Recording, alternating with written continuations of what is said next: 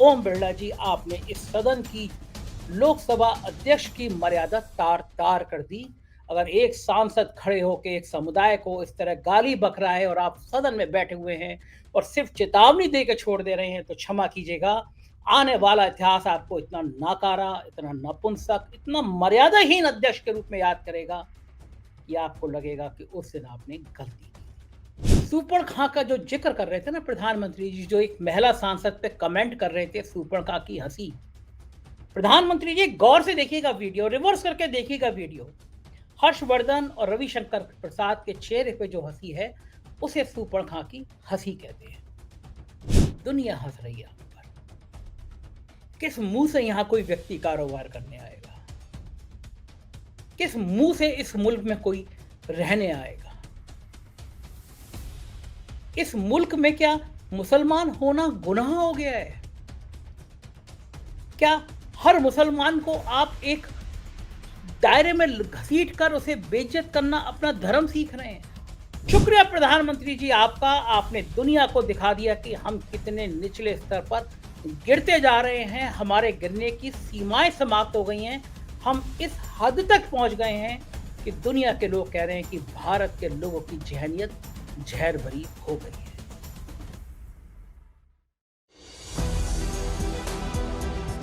नमस्कार, मैं हूं संजय शर्मा। आप देख रहे हैं 4 पीएम न्यूज नेटवर्क। मेरी बड़ी इच्छा होती है कि मैं आपको कुछ सकारात्मक बातें बताऊं। बताऊं कि ये मुल्क कितना अच्छा है, ये मुल्क कितना अच्छा होता जा रहा है। मेरे मन में बड़ी इच्छा होती है कि मैं आपको बताऊं कि मेरे पास दुनिया के तमाम मुल्कों से जो मेल आ रहे हैं, उन मेलों में लिखा है कि भारत बहुत तरक्की की तरफ जा रहा है। ऐसा काश लिखा हो। काश ऐसा हो कि दुनिया भर से मेरे पास जो फोन आते हैं, वो कहें कि संजय जी, ये देश कितना अच्छा होता जा रहा है। और फिर मैं खुशी से आपको बताऊं कि भारत दुनिया में अपनी कितनी अच्छी ख्याति हासिल कर रहा है। मैं बड़े शान के साथ आपको बताऊं कि देखो हमारे मुल्क ने कितनी तरक्की कर ली। आज अमेरिका, लंदन, ऑस्ट्रेलिया, तुर्की, तमाम जगह से मेरे पास संदेशे आ रहे हैं कि भारत की छवि बहुत अच्छी हो रही है। अफसोस, ऐसा हो नहीं रहा। हर रोज, हर दूसरे रोज एक ना एक ऐसी घटना घट रही है जिससे पूरी दुनिया में हम शर्मिंदा हो रहे हैं। पूरी दुनिया में जो भारत के लोग हैं, पूरी दुनिया में जो भारत के लोग फैले हुए हैं, वो शर्मिंदा हो रहे हैं कि इस मुल्क में नफरत का कारोबार लगातार बढ़ता जा रहा है। ये कारोबार अब घृणा के उच्चतम स्तर तक पहुंच गया है। एक बात बताइए, आप एक अच्छे नागरिक हैं। किसी बच्चे को, किसी नौजवान को कोई गलती करते हुए देखते हैं, बहुत गुस्से में आते हैं, उसकी गलती पे बहुत गुस्से में आते हैं, तो पहला शब्द क्या निकलता है? पहली लाइन क्या निकलती है? यही निकलती है ना कि तुम्हारे माँ बाप ने क्या तुम्हें यही संस्कार सिखाए हैं? ये पहला रिएक्शन होता है कि तुम इतनी उद्दंडता कर रहे हो, तुम इतनी बेशर्मी कर रहे हो, तुम इतनी नफरत भरी बात बोल रहे हो, तो क्या तुम्हारे माता पिता ने तुम्हें यही संस्कार सिखाए हैं? और जाहिर बात है कि व्यक्ति जिस जगह पैदा होता है, जिस जगह उठता बैठता है, जिस माहौल में रहता है, जिस संगठन में काम करता है, उसके परिवेश के लोग, उस जगह के लोग उसको संस्कार सिखाते हैं। उसको सिखाते हैं कि सभ्य समाज में किस जगह क्या बात बोलनी है, किस तरह बोलनी है और कितनी मर्यादा में रहकर बोलनी है। लोकतंत्र का सबसे बड़ा मंदिर होता है संसद। आप सोचिए, मुझसे लोग कहते थे, मुझे यकीन नहीं होता था। मेरे एक साथी हैं, एक सोसाइटी में रहते हैं, मुस्लिम हैं। कुछ साल पहले उन्होंने आके मुझसे कहा, 4-5 साल पहले, कि माहौल बदल रहा है। सोसाइटी के वो लोग जो हमारे साथ प्यार से बात करते थे, अचानक 2-3 सालों से उनके मन में पता नहीं क्यों हमारे लिए चिढ़ पैदा हो रही है। हम तो उसी सोसाइटी में रचते बसते हैं, हम होली भी मनाते हैं, हम दीपावली भी मनाते हैं, लेकिन हमारे नाम के आगे अगर खान लिखा है, तो क्या ये इतना बड़ा गुनाह है? तब मुझे उनकी बातों में इतना यकीन नहीं हुआ कि मुझे लगा कि समाज इतना इतना नहीं गिर सकता। लेकिन सोचिए आप, कोई व्यक्ति भरी सभा में कह रहा है हो, किसी के धर्म को इंगित कर रहा है कि तुम कटुए हो, तुम मुल्ले हो, तुम आतंकवादी हो, बाहर निकलो मैं तुम्हें देख लूंगा। कैसा लगेगा आपको? आप शॉक्ड हो जाएंगे। ये सब समाज में ऐसी भाषा सोचेंगे नहीं, ऐसा कोई बोल नहीं सकता। ऐसी अमर्यादित टिप्पणी, ऐसी अमर्यादित भाषा लोकतंत्र के सबसे बड़े मंदिर संसद में बोली जाए और संसद के गार्जियन नेता सदन उस पर क्षोभ व्यक्त ना करें, उस पर दुख व्यक्त ना करें, उस पर मौन रह जाएं, तो क्या माना जाएगा कि उनके इशारे पर अब संसद में भी ऐसी भाषा बोली जाएगी।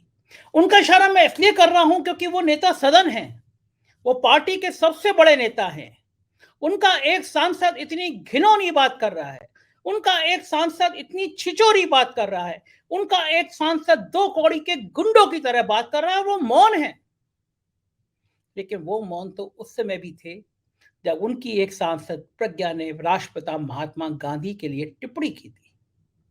तब उन्होंने कहा मुझे दिल से दुख हुआ है।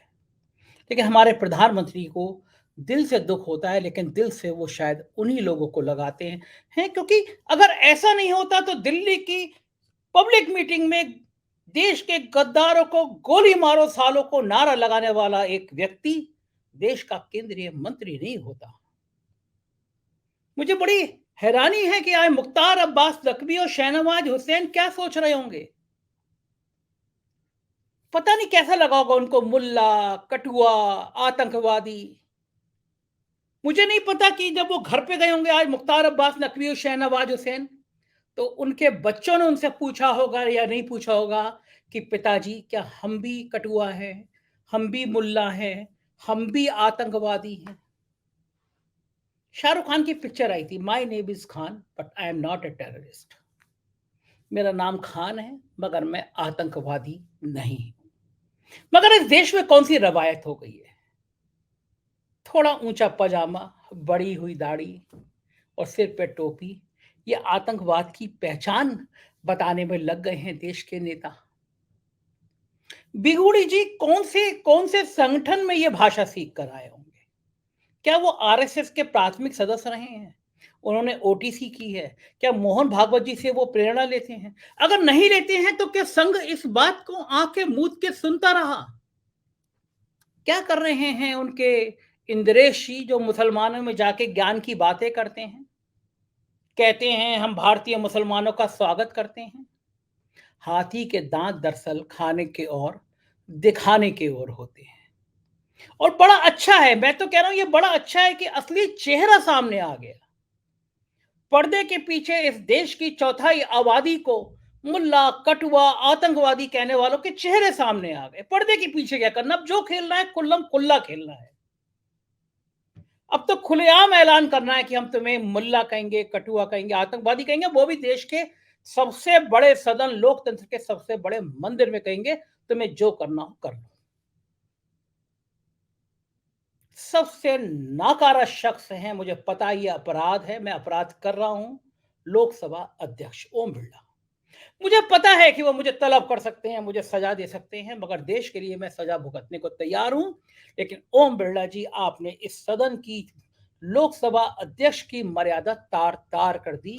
अगर एक सांसद खड़े होकर एक समुदाय को इस तरह गाली बक रहा है और आप सदन में बैठे हुए हैं और सिर्फ चेतावनी दे के छोड़ दे रहे हैं, तो क्षमा कीजिएगा, आने वाला इतिहास आपको इतना नाकारा, इतना नपुंसक, इतना मर्यादाहीन अध्यक्ष के रूप में याद करेगा कि आपको लगेगा कि उस दिन आपने गलती की थी। लोकतंत्र बड़ी मुश्किल से जिंदा हुआ है इस देश में, धड़का है इस देश में, आजादी की लड़ाई लड़के लोकतंत्र हासिल किया हमारे लोगों ने। देश का हर छठा, पांचवा छठा व्यक्ति मुसलमान है। आपने हर पांचवें छठे व्यक्ति को गाली सुनवा दी देश के सबसे बड़े मंदिर में और आप मौन बैठे रहे। और मुझे बड़ी हैरानी हुई, हर्षवर्धन और रविशंकर प्रसाद जैसे सीनियर नेताओं से वो हंस रहे थे। सुपड़ खां का जो जिक्र कर रहे थे ना प्रधानमंत्री जी, जो एक महिला सांसद पे कमेंट कर रहे थे, सुपड़ खां की हंसी। प्रधानमंत्री जी गौर से देखिएगा वीडियो, रिवर्स करके देखिएगा वीडियो। हर्षवर्धन और रविशंकर प्रसाद के चेहरे पे जो हंसी है उसे सूर्पणखा की हंसी कहते हैं। सांसद दुखी हैं। दानिश अली का मैं बयान सुन रहा था, वो कह रहे थे मैं सोच रहा हूं मैं लोकसभा की सदस्यता से इस्तीफा दे दूं, मैं कोई हेट स्पीच सुनने के लिए मुझे मेरी जनता ने थोड़ी ना चुना है। सच बात है, हेट स्पीच सुनने के लिए कोई व्यक्ति संसद में नहीं जाता।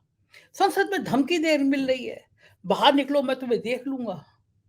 माना कि संसद के अंदर आपको प्रिविलेज है, आपके ऊपर कार्रवाई नहीं हो सकती, मगर सुप्रीम कोर्ट से बड़ी एक और कोर्ट है, वो जनता की कोर्ट है। वो देश की जनता की आवाज है। 37% वोट मिले हैं, 63% विचारधारा आपके खिलाफ है। वो 63% के दिल पे पूछिए आज क्या गुजरी है। वो 63% के लोगों से पूछिए उसके जहन में क्या आया है। उसके जहन में आया है कि ये मुल्क अब इस लायक नहीं बचा कि जहां पे शकील बदायूं जैसा शायर लिखता हो, मन तड़पत हरि दर्शन को आज, और पांचों वक्त का मोहम्मद रफी धुन में आके भगवान के भजन गाता हो, जहां उस्ताद अमजद अली खां के सरोद में लोग मंत्रमुग्ध हो जाते हो। ये वो मुल्क था, ये वो सरजमी थी। इस सरजमी पर नफरत की फसल बो दी गई है, क्योंकि सत्ता इसी नफरत की फसल से काटी जाती है। उनको पता है बेरोजगारी, महंगाई, किसान, ये सारे मुद्दे छोटे हो जाएंगे, राम मंदिर और ऐसे जहरीले बयान बड़े हो जाएंगे। भूल जाएंगे लोग, उनको ये गुमान है कि भूल जाएंगे लोग। उनकी धर्म की नफरत की आंधी जब चलेगी तो लोग केवल और केवल हिंदू मुसलमान में बढ़ जाएंगे, सत्ता हासिल हो जाएगी, ऐसा उनको गुमान है। इसीलिए अनुराग ठाकुर और विधुड़ी जैसे नाकारा लोगों को हिम्मत दी जाती है, उनको ताकत दी जाती है, उनके जहन को इतना जहरीला बनाने में मदद की जाती है। दुनिया हंस रही है हम पर। किस मुंह से यहां कोई व्यक्ति कारोबार करने आएगा? किस मुंह से इस मुल्क में कोई रहने आएगा? इस मुल्क में क्या मुसलमान होना गुनाह हो गया है? क्या हर मुसलमान को आप एक दायरे में घसीट कर उसे बेइज्जत करना अपना धर्म सीख रहे हैं? जब नई संसद बनी थी तो प्रधानमंत्री जी ने कहा था कि ये ऐतिहासिक पल होंगे।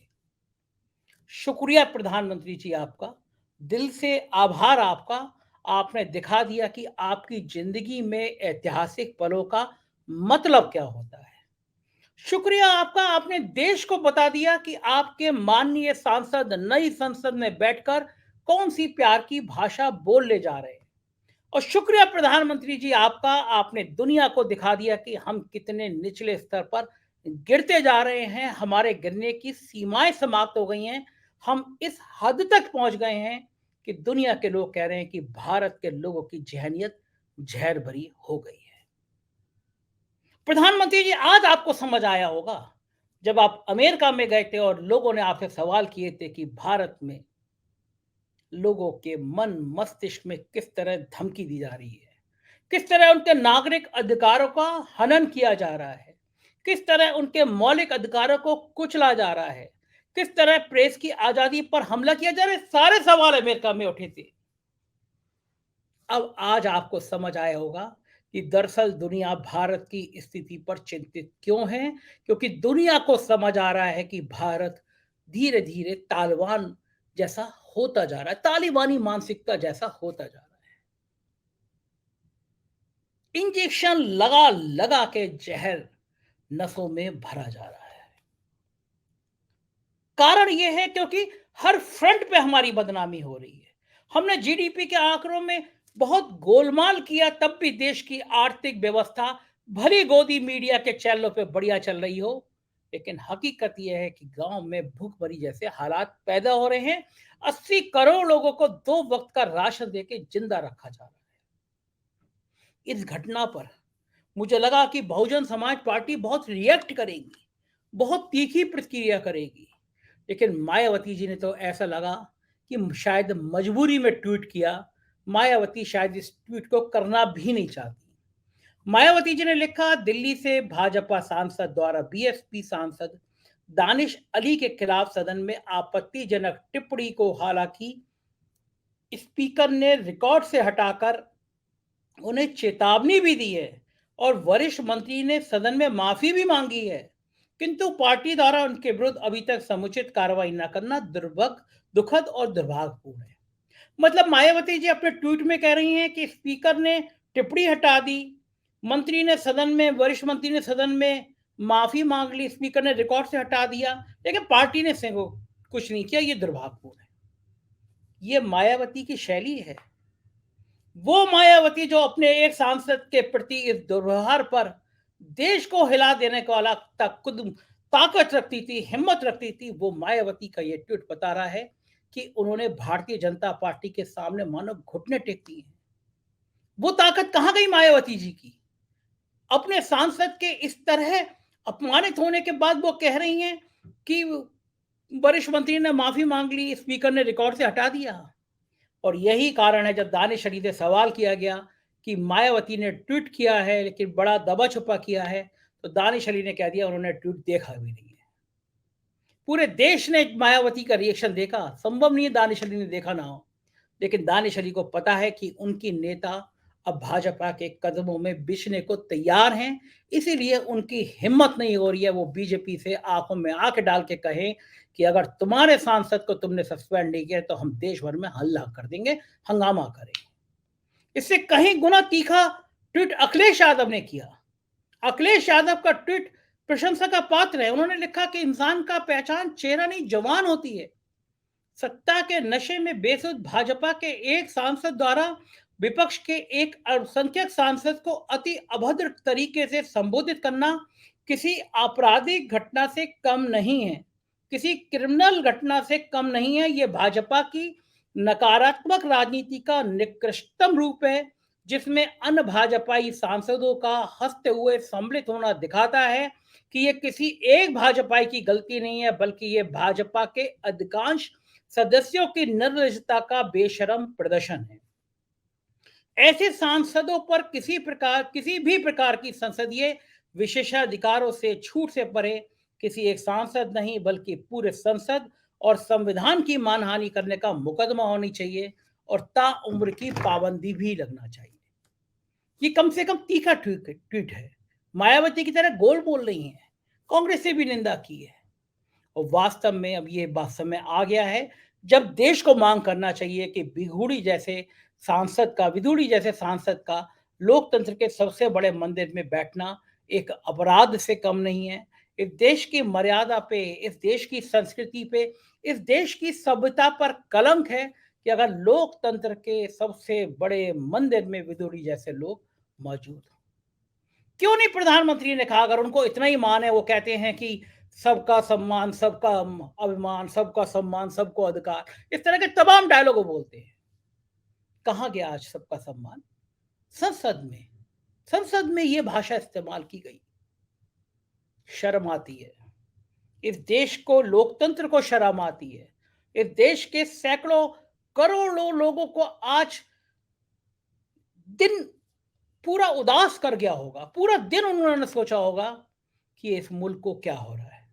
मैं दिल्ली आ रहा था, दिल्ली में मेरे साथ बैठे थे एक सज्जन, भी आदत है लोगों से संवाद करने की, जिक्र यही कर रहे थे। कह रहे थे ये कौन सी भाषा होती है? हम भी, वो कह रहे थे हम भी बीजेपी को सपोर्ट करते थे, लेकिन ऐसी भाषा सुन सुन के अब मन भर गया है। ये मुल्क की तरक्की का पैमाना नहीं होता। आप डेवलपमेंट की बात करिए, आप नौकरियों की बात करिए, आप इस तरह की भाषा, इस तरह की ओछी भाषा इस्तेमाल कर रहे हैं। तो ये पीड़ा हर आदमी की है, हर बुद्धिजीवी की है, हर पढ़े लिखे व्यक्ति की है। चंद लोग ऐसे सिरफरे हैं जो समाज में ऐसी भाषा बोलते हैं, ऐसी गुंडागर्दी करना चाहते हैं, ऐसा जहर बोना चाहते हैं। लेकिन इनका इलाज, नफरत का इलाज नफरत से नहीं है, आपके पास है इसका इलाज। मैं फिर कह रहा हूं, आपके पास है इलाज। इन जैसे नेताओं से ज्यादा जरूरी है ऐसे निर्लज मीडिया संस्थानों को भी ठीक करना। सुधीर चौधरी, अंजना, ओम कश्यप, रूपका लियाकत जैसे लोगों को ठीक करना। इनके चैनलों को देखना बंद कर दिया। ये कम जहरीला वातावरण नहीं फैला रहे हैं। ये बेस तैयार कर रहे हैं, ये पिच तैयार कर रहे हैं जिसपे नेता आके खेल रहे हैं। इनके टीवी चैनलों को आज ट्वीट करके, फेसबुक पे लिख कर कहिए कि जो नफरत फैलाएगा, जो अंबानी के चैनल नफरत फैलाएंगे, चाहे वो अमीश देवगन हो, चोपड़ा हो, अमन चोपड़ा, कोई भी हो। आप देखिए, जिस चैनल पे आपको लगे कि ये देश को तोड़ने की बात कर रहे हैं, नफरत फैलाने की बातें कर रहे हैं, फेसबुक पे लिखिए, ट्विटर पे लिखिए और कहिए कि आज से हमने इस चैनल को ब्लॉक कर दिया, हम ये चैनल देखेंगे नहीं। जब देश में करोड़ों मैसेज ऐसे आएंगे, तब इनको विज्ञापन देने वाले लोग भागेंगे और तब इनको समझ आएगा कि जिस हिंदू मुसलमान को करके, अंबानी को समझ में आएगा कि जिस हिंदू मुसलमान को करके ये नफरत का वातावरण बना रहे हैं, दरअसल देश के लोग समझ गए हैं और उनके इस नफरत को वो प्यार की भाषा से उनको सबक सिखाने को तैयार बैठे हैं। मुझको यकीन है ये आप जरूर करेंगे और मेरी एक रिक्वेस्ट ऐसा है, मेरे चैनल के नीचे ज्वाइन का बटन आता है, उसको दबाइए, थोड़ी मदद कीजिए। हम गोदी मीडिया ना थे, ना हैं, ना होंगे। हम आपकी मदद से चलने वाले लोग, आपके प्यार से चलने वाले लोग हैं। शुक्रिया, मदद जरूर कीजिएगा। हमारे राज्यों के चैनल हैं 4PM यूपी, बिहार, गुजरात, महाराष्ट्र, कर्नाटक, उन्हें भी सब्सक्राइब करिएगा। शुक्रिया, थैंक यू।